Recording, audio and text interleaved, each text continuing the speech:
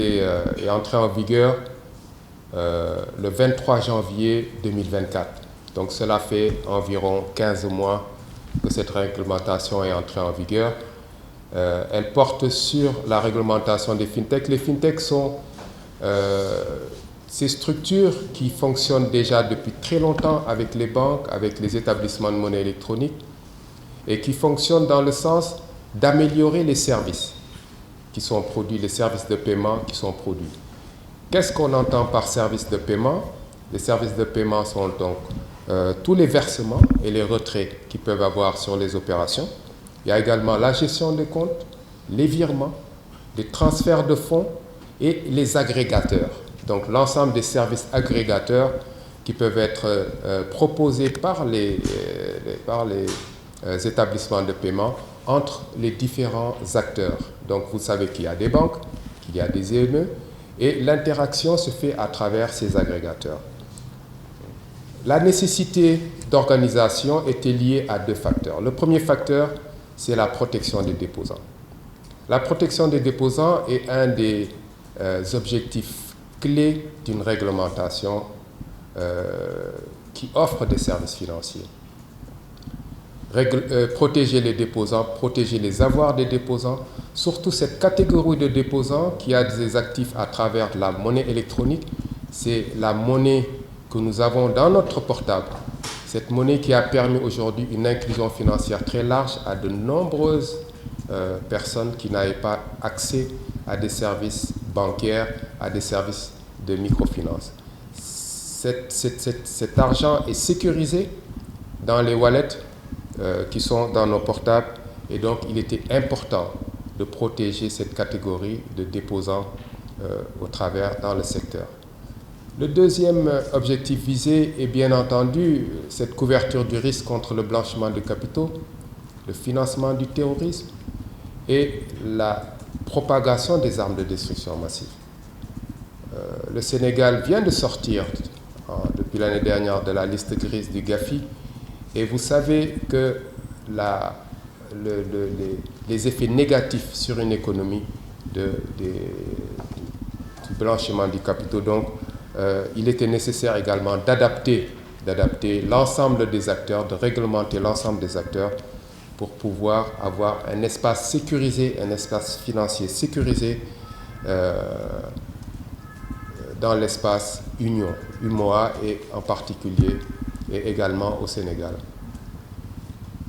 L'innovation a été grandement apportée par les fintechs. Cette innovation-là, la Banque centrale veut l'accroître, veut le mettre dans un environnement des plus sécurisés. Et cette innovation a permis réellement d'avoir beaucoup de créativité, beaucoup de création de produits, beaucoup de nouveaux produits pour l'ensemble de la clientèle et de nos populations. Et cette innovation-là va continuer en étant mieux encadrée par la Banque centrale. Donc, in fine, si je puis me résumer mes propos, l'objet de cette réglementation est d'accroître la sécurité des opérations. Sur le volet maintenant qui porte sur la communication que nous voyons actuellement, la première mesure, le premier délai qui était fixé aux établissements de paiement pour se mettre en conformité était arrêté au 23 juillet 2024, c'est-à-dire 6 mois après l'entrée en vigueur de l'instruction 0101-2024. Ce délai nous paraissait suffisant puisque ces fintechs qui sont sur la place ont suffisamment de maturité, suffisamment d'organisation pour très rapidement introduire les dossiers et pouvoir bénéficier de l'agrément d'exercice. Au bout de ces 6 premiers mois, nous avons constaté un nombre très faible de dossiers, extrêmement faible de dossiers. Un nombre faible de dossiers. Et à la demande des fintechs, à l'échelle de l'Union, mais fortement relayé au Sénégal, un délai supplémentaire a été accordé. Un délai supplémentaire a été accordé, cette fois-ci, jusqu'au 31 janvier 2026. Donc, le gouverneur a accordé un délai supplémentaire de 6 mois aux établissements de paiement, aux fintech, pour se mettre en conformité. Les dossiers que nous avions reçus n'étaient pas des dossiers qui remplissaient les conditions de leur instruction, c'est-à-dire qu'il manquait beaucoup d'éléments, beaucoup de dossiers, et des échanges réguliers ont été faits avec ces structures, justement, pour rendre leurs dossiers compatibles avec ce qui rend leur agrément possible. Parce que n'oublions pas, l'agrément confère la pleine responsabilité des institutions à exercer, à remplir le rôle pour lequel ils sont dévolus en pleine sécurité. C'est la sécurité des opérations qui, cette fois-ci encore, est visée. Et là également, le gouverneur a constaté, et l'ensemble des services de la banque, que les dossiers ne pouvaient pas être totalement disponibles, les agréments ne pouvaient pas être disponibles à cette date du 31 janvier, raison pour laquelle un deuxième report a été, une deuxième dérogation a été accordée, cette fois-ci jusqu'au 30 avril. Et c'est ce délai qui est échu aujourd'hui et qui fait l'objet de nos échanges donc de ce jour. Une information la plus large a été partagée concernant la première instruction en 2024 et les différents reports qu'il y a eu par la suite. En ma qualité de directeur national, j'ai moi-même informé tous les acteurs et l'ensemble des autorités, telles que les ministères concernés, les services de l'État concernés, les banques, les fintechs, elles-mêmes, les associations de fintech ont reçu les courriers ainsi que les EME qui sont leurs partenaires. Bien entendu, nous avions mis l'accent fort sur les banques et les EME pour informer davantage leurs partenaires sur la nécessité de se mettre en conformité avant le 30 avril. Je vous ai parlé tantôt de la qualité des dossiers. Et nonobstant le fait que ces dossiers n'étaient pas de bonne facture, la BCEAO a décidé d'accompagner la bonne compatibilité des dossiers aux dispositions réglementaires. Et dans ce cadre, des réunions par visioconférence ont été organisées avec ces structures-là pour passer en revue point par point l'ensemble des insuffisances qui étaient relevées et qui devaient faire l'objet de corrections. Et cet accompagnement a été fait également au Sénégal très largement sur les dossiers.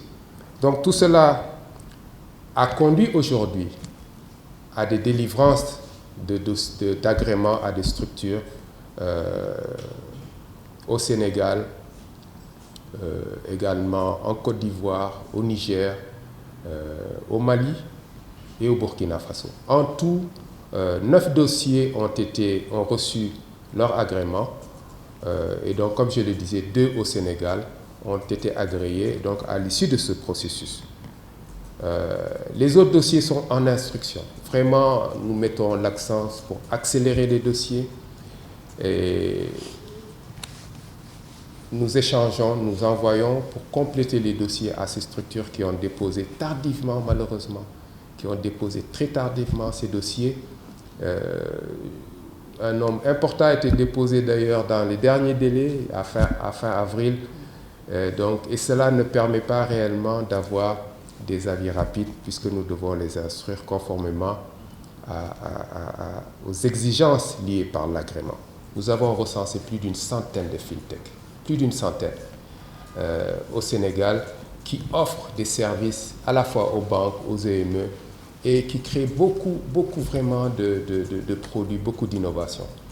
Donc vous voyez que sur 100, aujourd'hui, nous en avons à peu près une quinzaine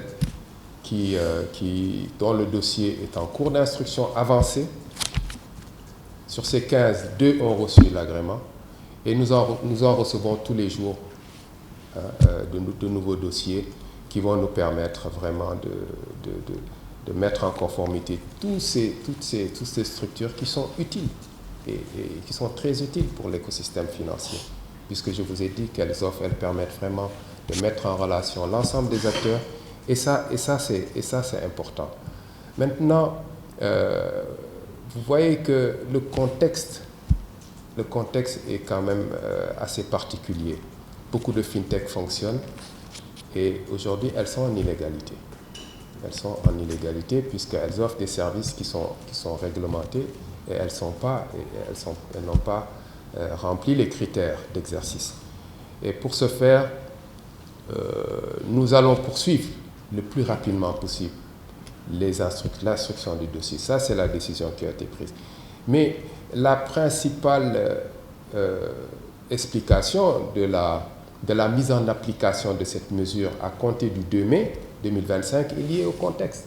Vous voyez que le Sénégal est sorti de la liste grise, mais elle va vers une nouvelle comment on dit, évaluation, merci, une nouvelle évaluation au titre du GAFI dès le début de l'année 2026. Il est important que l'on puisse consolider le dispositif national de lutte contre le blanchiment des capitaux et le financement du terrorisme. Et ça, ce sont des risques concrets, des risques très concrets qui sont là et qui militent vers justement la mise en œuvre de cette instruction-là et l'agrément des structures qui vont être habilitées à exercer. N'oublions pas l'objet final. L'objectif final, c'est la protection des déposants. Je vous remercie. Oui. Bonjour, Youssouf Sané du groupe.